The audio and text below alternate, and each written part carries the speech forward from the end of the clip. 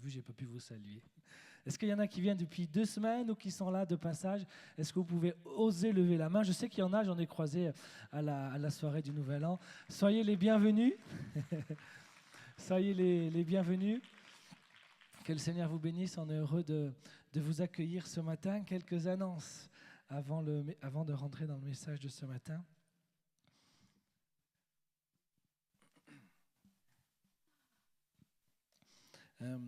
Nous avons notre réunion de prière tous les mercredis ici à 20h. Mercredi ici à 20h. On vous attend pour continuer à intercéder. On a vu le fruit des prières durant l'année 2024 et on veut croire qu'en 2025 ce sera encore plus glorieux. Le groupe de marche aura lieu le dimanche 19, je ne me trompe pas Béatrice. Super.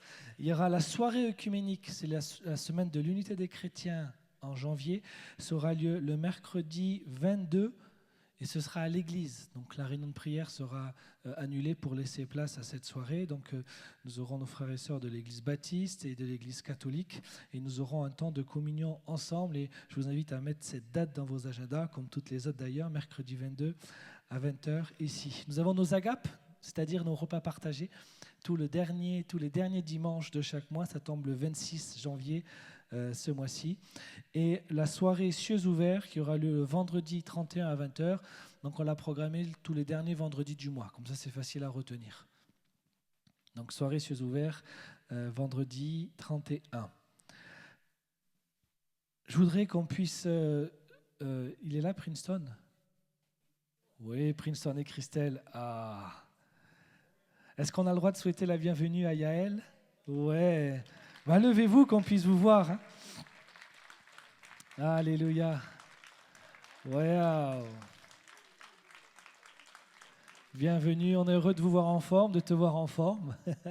Vraiment que le Seigneur vous bénisse. Et puis, on fera une présentation, on priera pour Yaël en église pour que le Seigneur vraiment la bénisse et que le Seigneur vous bénisse également.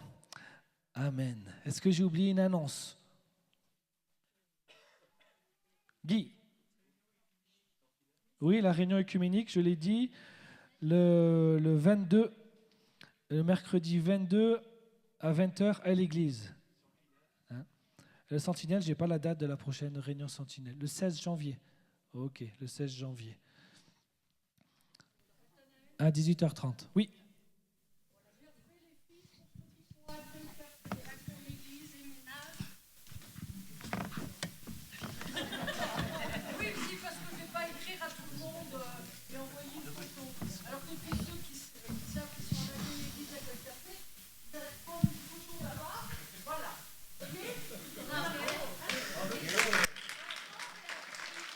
Merci Béatrice.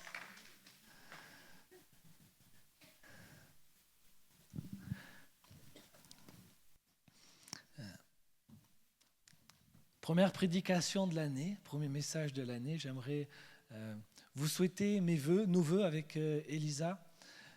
Notre désir, c'est toujours de voir l'Église et de voir chacun de vous. Merci Serge.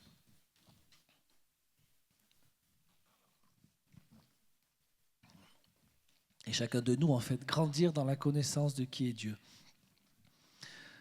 Si vous ne comprenez pas ce que ça veut dire et l'intérêt que ça a, c'est qu'alors vous devez le saisir encore plus avec vos forces, parce que connaître Dieu plus, c'est ça qui change nos vies. Je vous assure, ce n'est pas des méthodes humaines, c'est connaître Dieu. Comprendre que c'est lui qui nous a créés, que c'est lui qui nous aime, qu'il est là à tes côtés. Il y en a tant d'a priori, parfois on arrive dans la foi avec des mauvais exemples, avec une mauvaise expérience, et ça vient biaiser notre relation avec Dieu. Mais quand on apprend à connaître quelqu'un, on se dit « Ah bon, t'es comme ça? Ah, je pensais que t'étais plutôt comme ça. Ah, je suis étonné. » C'est mon souhait, de vous voir libre, de pouvoir le servir, de vous voir rentrer dans les œuvres bonnes que Dieu a d'avance préparées pour vous, parce que Dieu a pour chacun de nous des œuvres. Il a une place spécifique pour toi dans son royaume, avec des œuvres spécifiques qu'il veut que tu fasses. De te voir grandir dans ton intimité avec Dieu, ça c'est un de mes combats, de mes objectifs de vie. Déjà personnellement, mais aussi pour l'Église, toujours conduire les gens à se rapprocher de plus en plus de Dieu. C'est ça qui change les vies. Et parce que je veux tout cela pour vous, je vais vous dire, ne prends pas de bonnes résolutions cette année. C'est d'ailleurs le titre de mon message.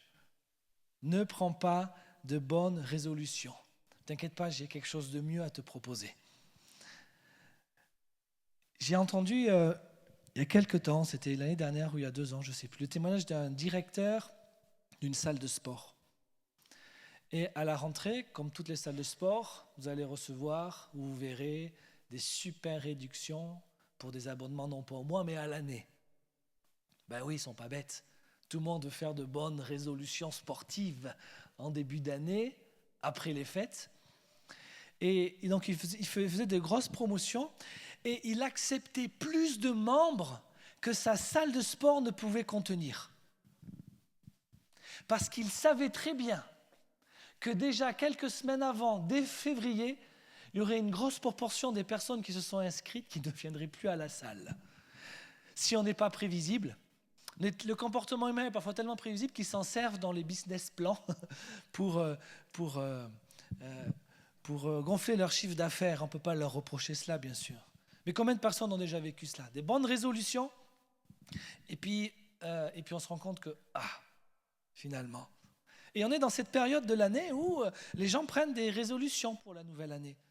Je veux perdre du poids, je veux éliminer ou rembourser mes dettes, économiser de l'argent, trouver un meilleur travail, être en forme. Cette année, je vais bien manger équilibré. Je vais avoir une meilleure éducation. Je vais boire moins d'alcool. Je vais arrêter de fumer, je vais arrêter de vapoter. Il faudrait que je réduise le stress cette année. Ça va être ma bonne résolution. Si je faisais un voyage à Rome, ce serait une bonne résolution, ça, cette année. Cette année, je vais m'impliquer davantage dans l'église. 2024, je faisais des va-et-vient, mais cette année, non, j'y vais. Cette année, je vais lire ma Bible en entier. 1er janvier, je commence mon plan de lecture, et puis je vais prier tous les jours. Come on, qui n'a jamais fait ça? Et on se rend compte que la plupart d'entre nous, on finit par ne pas respecter nos propres résolutions. On avait envie de lire plus de livres, on en lit moins ou pas du tout. On prend du poids ou on stagne. On ne fait pas d'exercice, pas de sport. La télévision est toujours présente. L'alcool est toujours présent. Les bonbons sont toujours présents. Les Big Macs sont toujours présents. Les pop-corn et les glaces. Les jeux vidéo. On prend de mauvaises habitudes. On continue à fumer, on continue à vapoter. Et d'autres choses. Et on arrive à février et on découvre que nos résolutions sont tombées à l'eau. Alors, non, pour 2025, ne prends pas de bonnes résolutions. Et je vais te dire pourquoi. Je ne veux pas que tu prennes de bonnes résolutions. Parce qu'elles échouent. Il y a une étude de l'université de Scranton qui a mis en évidence que seulement 8% des personnes tiennent leurs résolutions tout au long de l'année. Une autre étude a montré que 73% des personnes abandonnent leur résolution en moins de 3 mois. Et une autre étude a montré que la plupart des résolutions échouent en 36 jours en moyenne. Et il y a plusieurs causes qui ont été identifiées, 3 principales: le manque de discipline, des objectifs parfois trop ambitieux ou trop nombreux, irréalistes, et une absence de plan précis pour réaliser les objectifs. Alors, moi, je n'ai pas envie que tu t'engages dans un chemin où la probabilité d'échec est très rapide et très forte. Parce qu'on n'aime pas être dans l'échec, n'est-ce pas? On n'aime pas regarder et dire « Oh, j'ai pas réussi ». C'est ce qui se passe avec les bonnes résolutions. Moi, je voudrais te proposer autre chose. Pour 2025, ne prends pas des bonnes résolutions, mais construis de nouvelles habitudes de vie. Construis de nouvelles habitudes de vie. Construis de nouvelles routines pour ta vie. Et même si la Bible ne recommande pas directement, on ne voit pas ça dans la Bible, de prendre des bonnes décisions, des bonnes résolutions pour le nouvel an, en revanche, elle soutient ce que je pourrais appeler une planification réfléchie, fondée sur la prière et la volonté de Dieu.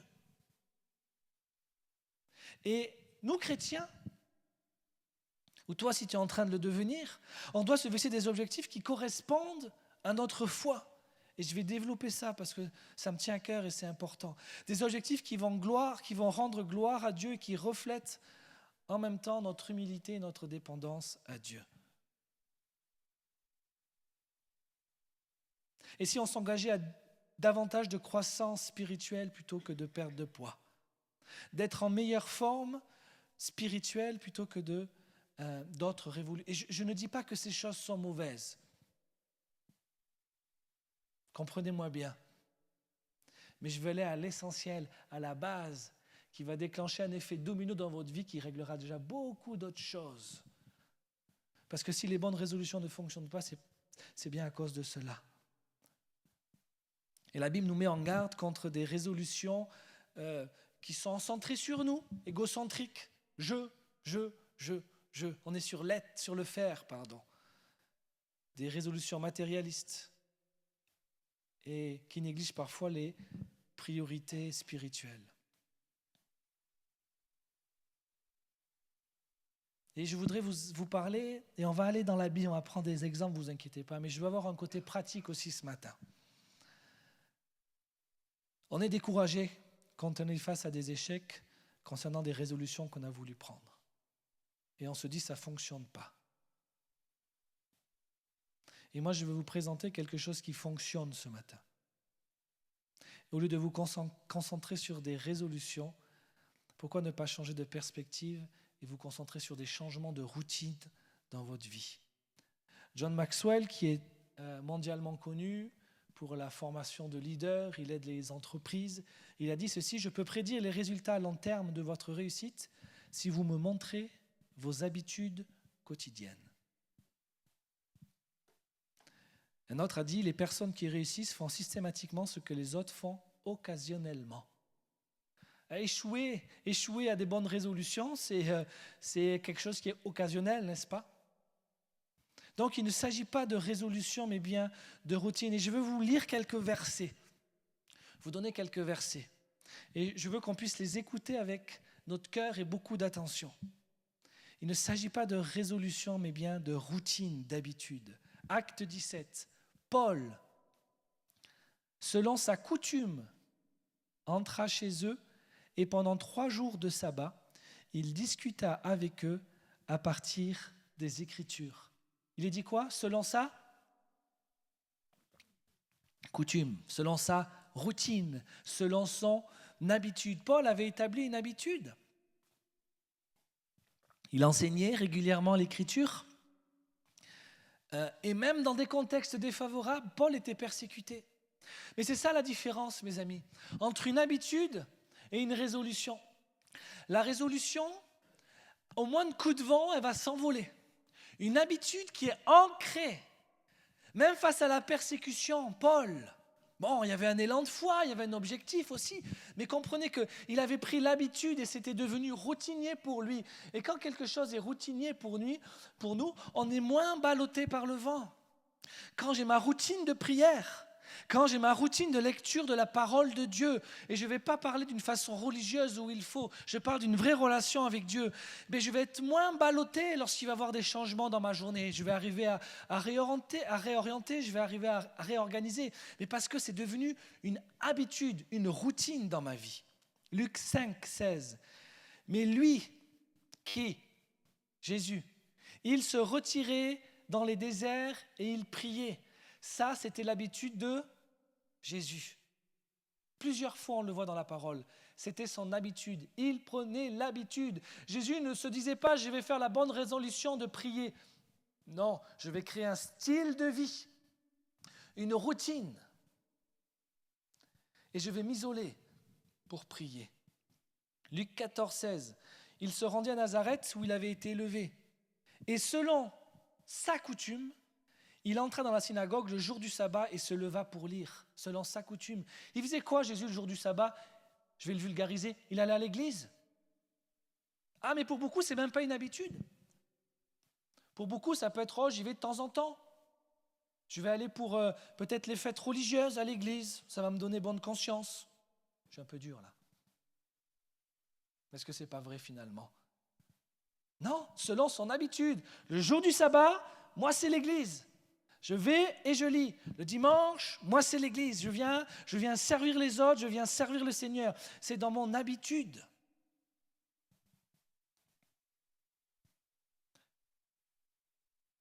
Il avait une routine spirituelle bien ancrée. Daniel 6, qu'est-ce que j'aime ce personnage? Cet homme. Lorsque Daniel sut que l'écrit était signé, un écrit qui condamnait toute personne qui adorait une autre personne, une autre divinité que le pharaon, il monta dans sa maison où les fenêtres de sa chambre étaient grandes ouvertes dans la direction de Jérusalem. Et 3 fois par jour, il se mettait à genoux. Et il priait, il louait son Dieu comme il le faisait auparavant. Voilà mes amis, la force d'une routine. Tu es combattu pour arrêter de prier, tu es combattu pour arrêter de lire ta Bible. Daniel, ce n'était pas un combat, c'était un enjeu de vie ou de mort. Mais lui commence en habitude. Je continue à prier, je continue à louer mon Dieu. Ce n'était pas une résolution, c'était une routine dans sa vie, une constance, une persévérance. Acte 13. À leur sortie, beaucoup de Juifs et de prosélytes pieux les suivirent. Paul et Barnabas les exhortaient à rester attachés à la grâce de Dieu. Paul insiste sur l'importance d'une fidélité constante à la grâce de Dieu.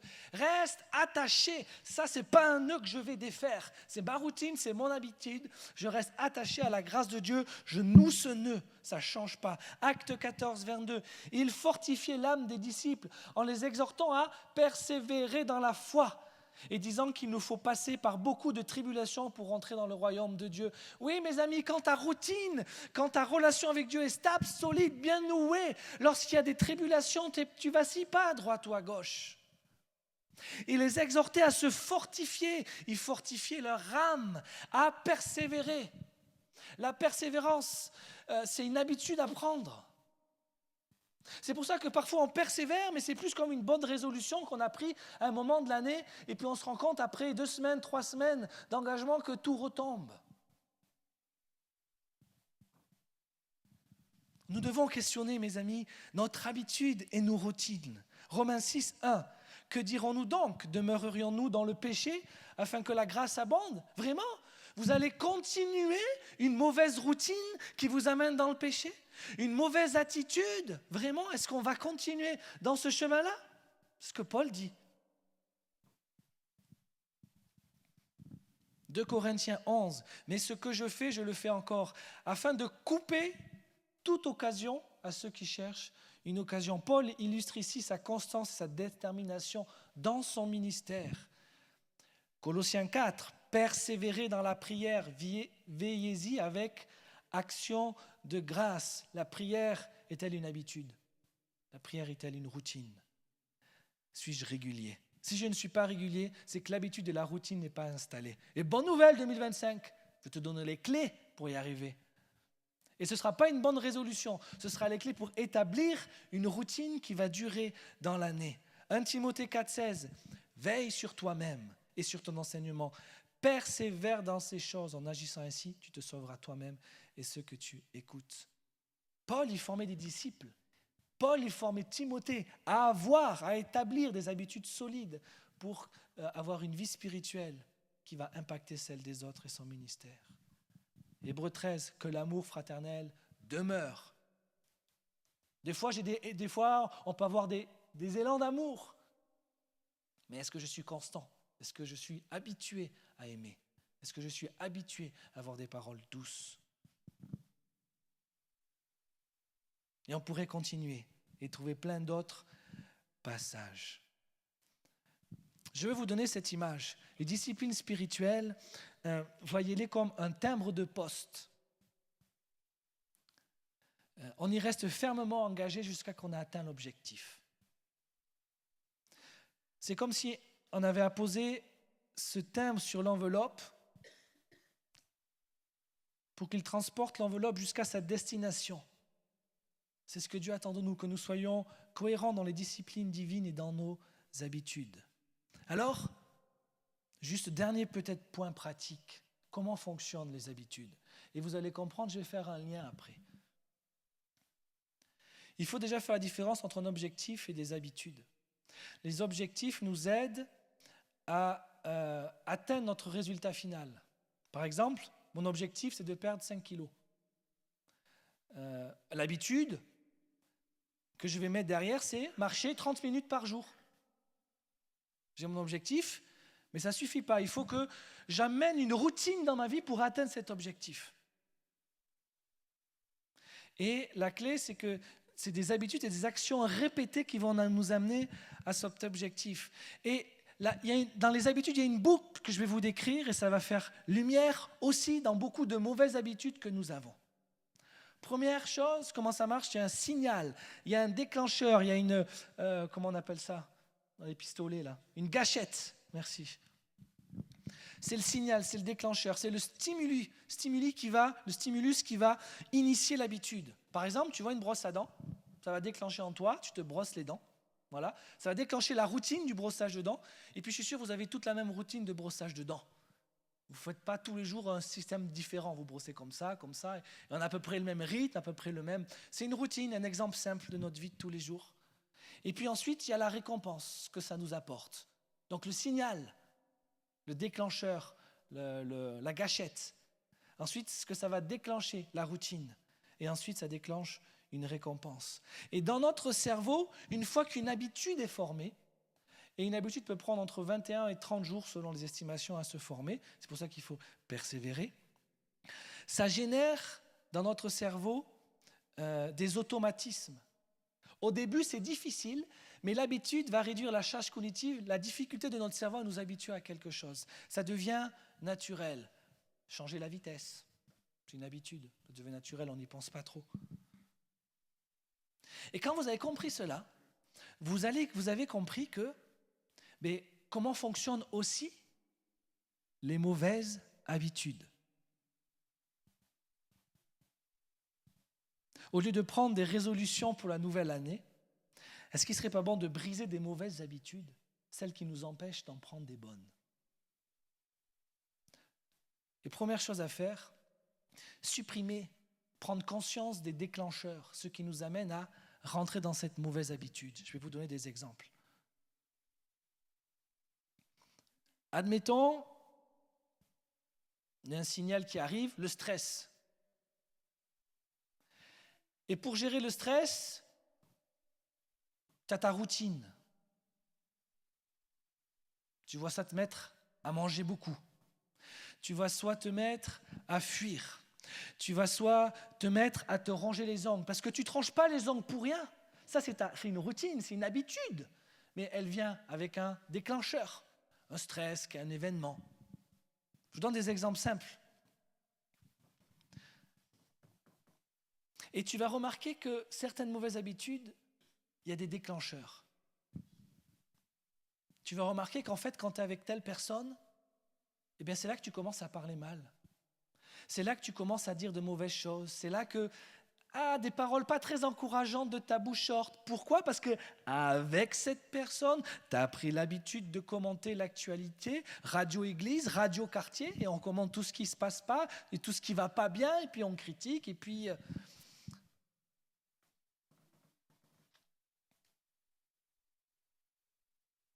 Et tu te rends compte que quand tu n'es pas avec cette personne, c'est plus cool.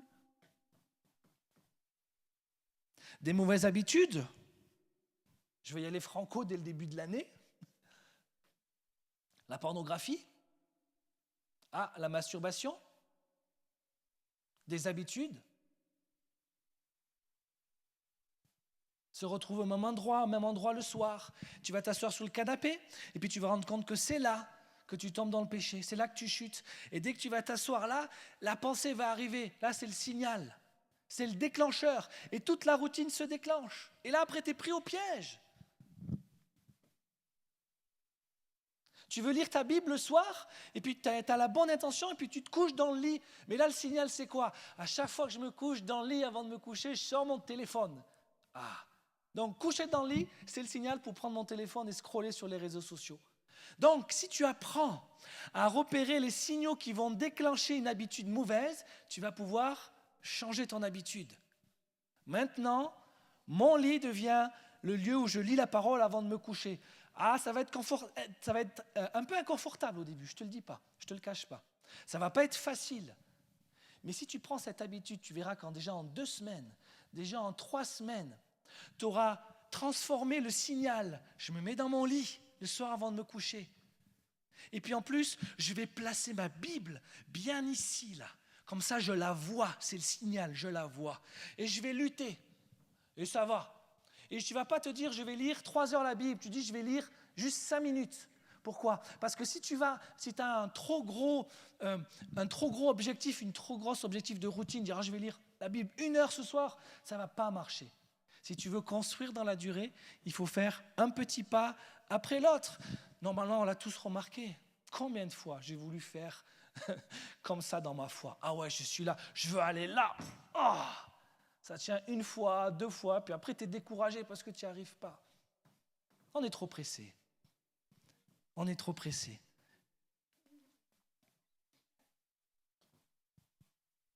Quelle est la première pensée quand tu arrives chez toi ?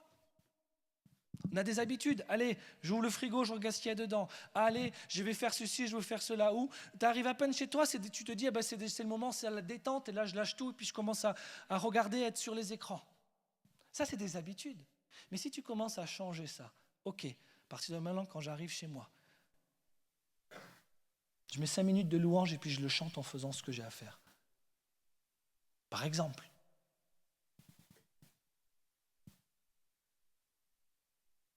Tu ne vas pas faire des bonnes résolutions, tu vas commencer à ancrer dans ta vie des nouvelles habitudes qui vont te bénir pour l'année 2025. Donc tu dois apprendre dans ta vie à repérer les signaux, les déclencheurs, les gâchettes qui t'amènent à avoir des comportements mauvais qui ne sont pas à la gloire de Dieu et en plus qui t'empêchent de servir Dieu, de t'engager avec Dieu et d'aller plus loin avec ton Seigneur.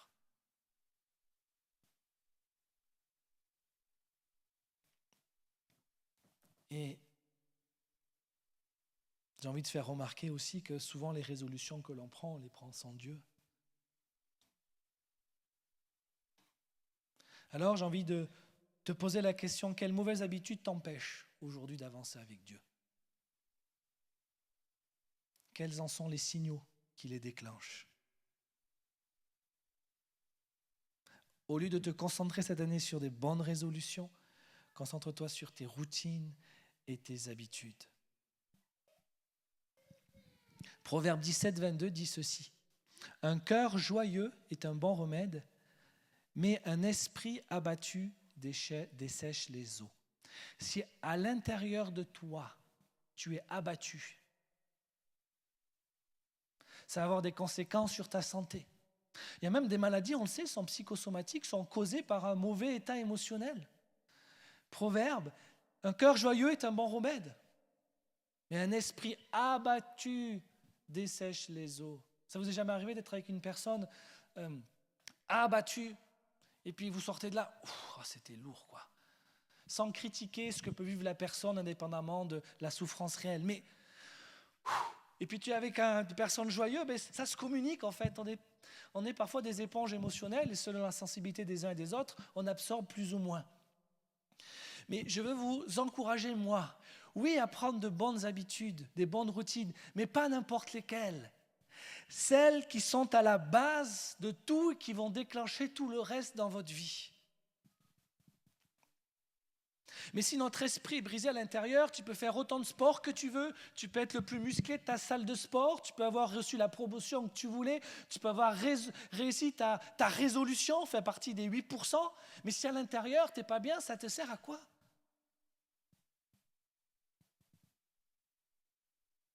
Alors oui, je ne dis pas, bien sûr qu'il faut prendre soin de son corps, bien sûr qu'il faut faire attention à ce qu'on mange, bien sûr que mesdames, il faut se maquiller, bien sûr qu'on a le droit d'avoir des extensions de cheveux et des extensions d'ongles, il n'y a rien de mal à tout ça. Mais ce que je veux dire, c'est que notre corps, c'est un vaisseau, c'est un véhicule dans lequel il y a un esprit, lui, qui est éternel. Si vous entrez dans un café, et qu'on vous sert un café. Je n'ai jamais vu, et je pense que vous non plus, quelqu'un ramener la tasse au comptoir, le café au comptoir et dit « Non, je ne veux pas ce café, j'aime pas la tasse. La tasse, elle n'est pas belle. » À la limite, tu vas te le dire, mais ce qui t'intéresse, toi, c'est quoi? C'est ce qu'il y a dans la tasse. OK? Eh bien, cette tasse de café, c'est comme notre enveloppe corporelle. Et puis le café, notre esprit. Et si tu veux renforcer le café, c'est pas en faisant une tasse plus belle, c'est pas en faisant une tasse plus large, c'est pas en faisant une tasse plus solide, c'est pas en attendant non plus. Le café ne va pas se corser avec la patience ou dans l'attente.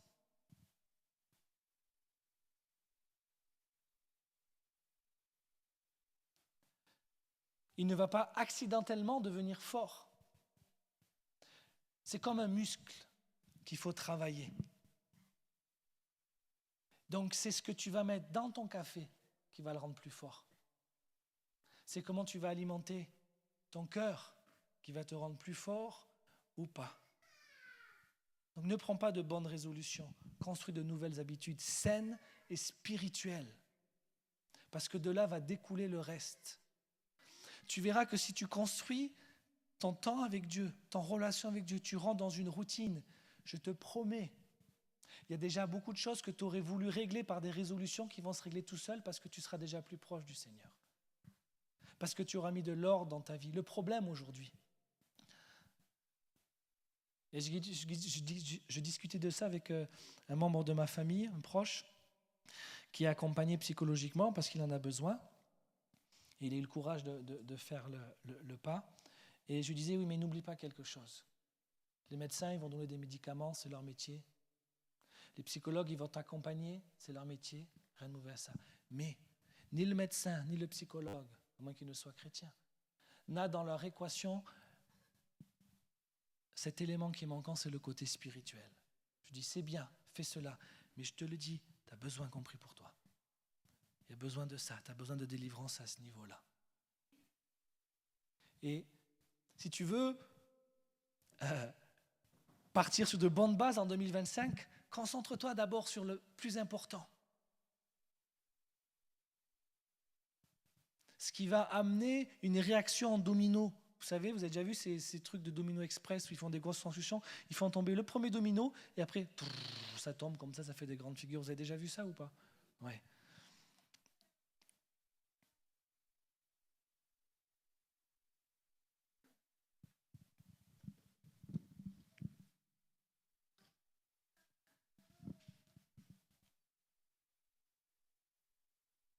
Donc, mauvaises habitudes, elles sont déclenchées par quelque chose. Et tu ne sais pas, tu dis, Seigneur, ouvre mes yeux pour que je puisse voir.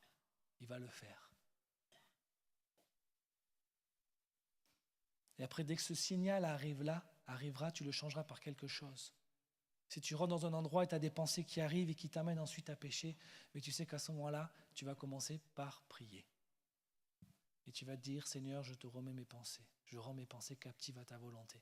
Et tu vas faire ça jusqu'à ce que tu aies la victoire. Parce que ton Dieu va te donner la victoire. Parce que ton Dieu veut te rendre libre.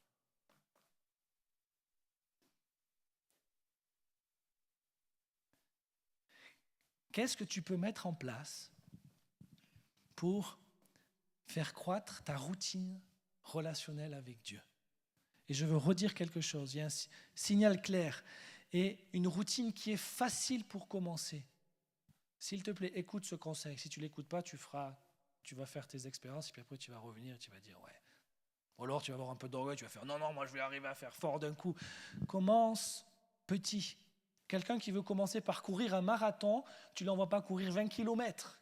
Il va commencer par faire 5 d'abord. Il va se muscler et petit à petit, il va pouvoir augmenter sa distance. C'est pareil, il vaut mieux commencer petit et bâtir une routine. Si ta routine de lecture de la Bible, elle est 5 minutes le soir, c'est très bien. Au moins, elle est ancrée. Une fois qu'elle sera ancrée, tu vas pouvoir l'augmenter. Et le Saint-Esprit va te conduire. Tu vas le sentir le matin quand tu vas te réveiller, dire « Ah, j'aurais bien lu ». Et donc, tu vas mettre une autre routine en place. Et puis tu vas te rendre compte que tu vas devoir enlever une mauvaise habitude. Des fois, il y a des habitudes qui ne sont pas mauvaises. Tout n'est pas mauvais forcément. Mais pour faire plus de place à Dieu, on est obligé d'enlever certaines choses. Et il y a cet effet domino. Jamais Jésus, dans la parole, il va arriver avec un gros tas de trucs. Voilà tout ce que tu dois faire. Matthieu 6, 33. Une chose, cherchez premièrement. Il donne une consigne. Cherchez premièrement le royaume et la justice de Dieu et toutes ces choses vous seront données par-dessus tout. Une chose, mes amis, je vous dis, dit Jésus, une chose, mon royaume et ma justice. Une chose, et tout le reste, comme des dominos, va découler.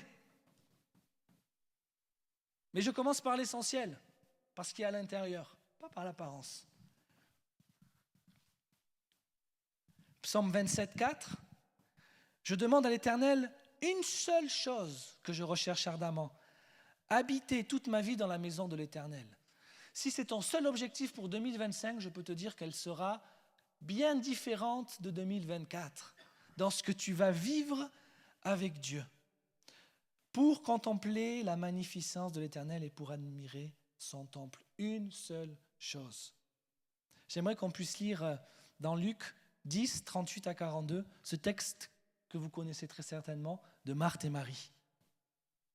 Pendant qu'ils étaient en route, il entra dans un village, donc Jésus, et une femme du nom de Marthe le reçut dans sa maison.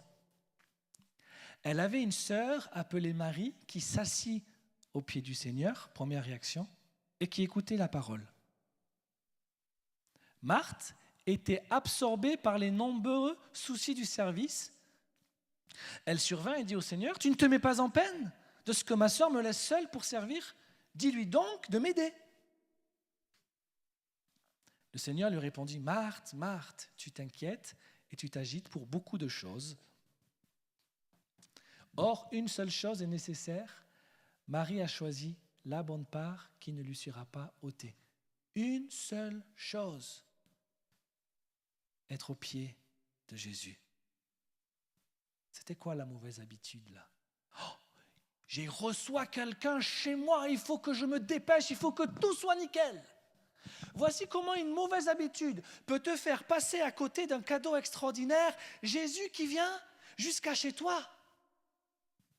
Et je veux dire à quelqu'un en 2025, Jésus veut venir chez toi. Jésus veut te visiter comme il ne t'a jamais visité. Mais de mauvaises habitudes peuvent te faire passer à côté de lui. Mais si tu te dis, non, je choisis de m'établir une routine et de me concentrer sur Jésus. Vous vous rendez compte, cette femme avait Jésus chez elle. Est-ce qu'on peut se poser quelques instants et réaliser cela? Elle avait Jésus chez elle. Elle s'est affolée pour d'autres choses. Mes amis, on est comme ça. Combien de fois Jésus nous attend dans sa présence? On l'a senti cet appel à venir prier. On l'a senti cet appel à lire la parole. Et puis paf, on est passé à autre chose. Combien de fois le Seigneur était là, chez toi, assis, seul à attendre que tu changes tes mauvaises routines, que je change mes mauvaises routines, mes mauvaises habitudes. Ce que je souhaite pour 2025, ce que je me souhaite, ce que je vous souhaite, ce n'est pas qu'on prenne des bonnes résolutions, c'est qu'on prenne des bonnes habitudes. Qu'on ne prenne pas n'importe quelles bonnes habitudes, qu'on aille à l'essentiel. Cette première chose, prendre l'habitude d'être au pied du Maître, au pied de Jésus. Une seule chose, et tu verras que beaucoup de choses vont commencer à se régler, réaliser, s'apaiser dans ta vie. Le domino. Quand tu étais stressé face à une situation au boulot, au travail, une incompréhension, ce nœud dans le ventre, tu as l'habitude de quoi, de faire quoi? Il faut que tu appelles quelqu'un, il faut que tu en parles, Et si tu changeais dès que ce stress arrive, si tu commençais à te dire, ok là, je sens le signal arrive, je sens que ça va m'amener à faire des mauvaises choses, et si dès que ce signal arrive, je prenais du temps avec Jésus, même si je fais autre chose, et là je commence à prier, je commence à lire un petit peu ma Bible, je demande au Seigneur de m'apaiser, et là tu vas te rendre compte que tu vas être apaisé. Et les 2-3 heures que tu aurais passées à tourner dans ton lit la nuit, à chercher quelqu'un, à appeler, à raconter ce qui ne va pas, eh bien en quelques minutes, peut-être au début un peu plus, ça aura été évacué parce que tu auras été au pied de Jésus et tu auras reçu la paix. Et Jésus t'aura dit, donne-moi ce fardeau, laisse-moi gérer ça.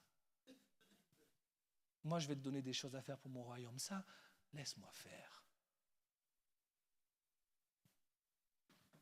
Oh, ça vous emballe pas trop, j'ai l'impression.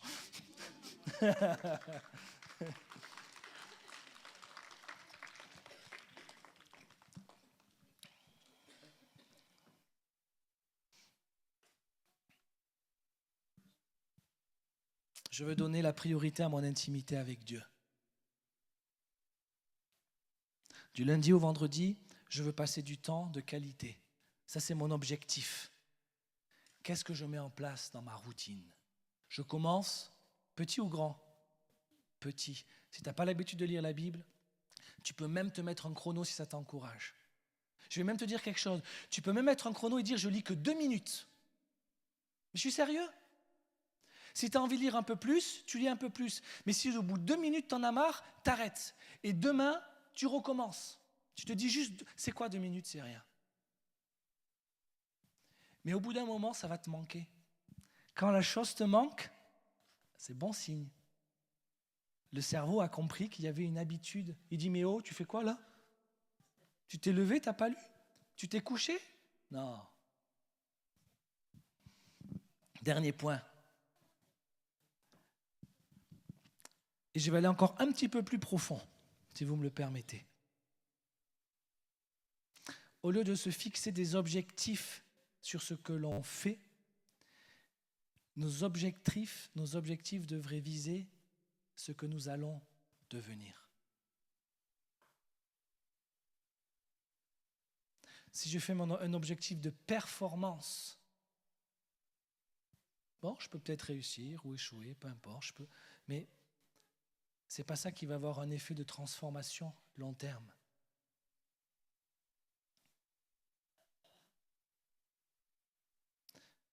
Au lieu de vouloir des réalisations extérieures, comprenons le but de Dieu qui est de changer notre intérieur. Dieu désire nous façonner à l'image de Jésus. Ce que tu deviens est beaucoup plus important que ce que tu accomplis. Oh, ça peut être un choc pour certains. Ce que tu deviens est beaucoup plus important que ce que tu accomplis. Je te parle de la vision de Dieu sur ta vie. Dieu est plus intéressé à ta transformation du cœur qu'à tes accomplissements d'ici-bas.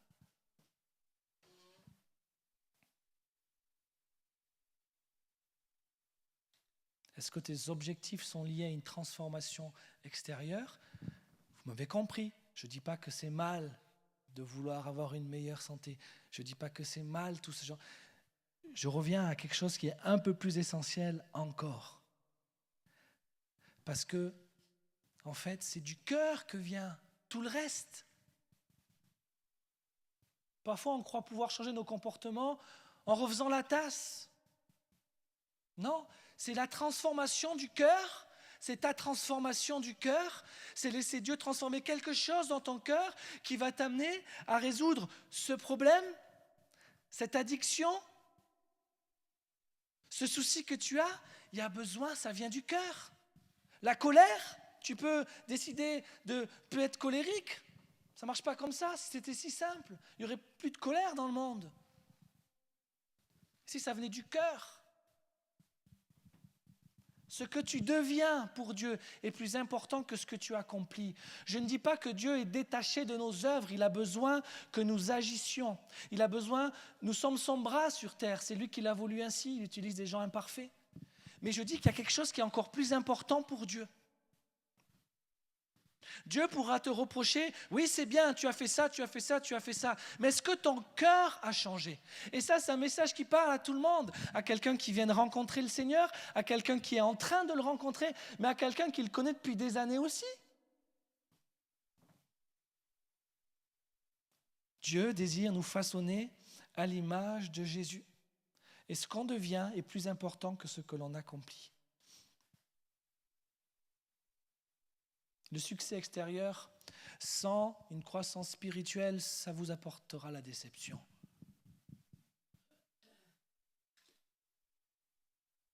Au lieu de dire « je vais lire la Bible tous les jours », si je le recentrais sur ma transformation de cœur, je vais dire, je veux devenir une personne qui aime Dieu. Au lieu de dire, je vais prier 30 minutes par jour, objectif, tac, tac, tac. Pourquoi ne pas dire, je vais être une personne qui dépend de Dieu et qui le recherche dans chaque décision?